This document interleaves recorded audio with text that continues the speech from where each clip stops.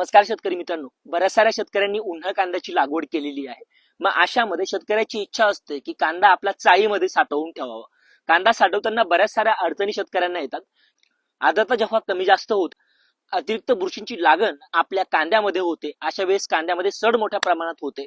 मग ती सड होऊ नये यासाठी मी तुम्हाला आज जबरदस्त प्रोडक्ट सांगणार आहे, ज्याच्यामुळे तुमच्या कांदा या पिकामध्ये सड होणार नाही. कारण शेतकऱ्याचं लक्ष असतं की भावाचा जो ट्रेंड आहे तो ट्रेंड ओळखून आपला कांदा मार्केटमध्ये आणावा, मग तो जास्त काळ टिकावा. कमीत कमी कांदा 6 ते 7 महिने टिकला पाहिजे. मग जी सडण्याची समस्या यायची त्याच्यामुळे शेतकऱ्याला कांदा चाळीमध्ये जास्त काळ साठवता येत नाही. मी तुम्हाला जी गोष्ट सांगतोय, एक जे प्रोडक्ट सांगतोय ते प्रोडक्ट आहे सिबा न्यूट्रिसिटिकल्स या कंपनीचं. मार्केटमध्ये डेसिकंट डीपी या नावाने जे प्रोडक्ट भेटतं, हे प्रोडक्टचा फायदा असा आहे, आर्द्रता जेव्हा जास्त होते तेव्हा तिला मॅनेज करण्याचं काम करतो. त्यानं बऱ्याच वेळा असं होतं की दव आपल्या कांद्यामध्ये पडतो, मग तो दव जो आहे तो शोषून घेण्याचं काम सुद्धा डेसिकंट डीपी करतं.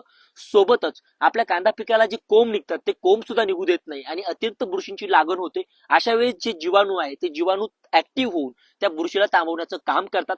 वापरण्याचं जे प्रमाण आहे ते 100 क्विंटल कांदे साठवण्यासाठी, म्हणजेच 10 टन कांदे साठवण्यासाठी तुम्हाला 10 किलो डेसिकंट डीपीचा वापर करायचा आहे. आणि सोबत तुम्ही जे पावडर फॉर्म मधील कीटकनाशक असेल, मी रिकमेंड करेल तर फेप्रोनिलचा वापर तुम्ही करा. या दोघांचा एकत्रित वापर जर तुम्ही कांदे साठवताना केला, चांगल्या पद्धतीने रिझल्ट तुम्हाला बघायला भेटेल.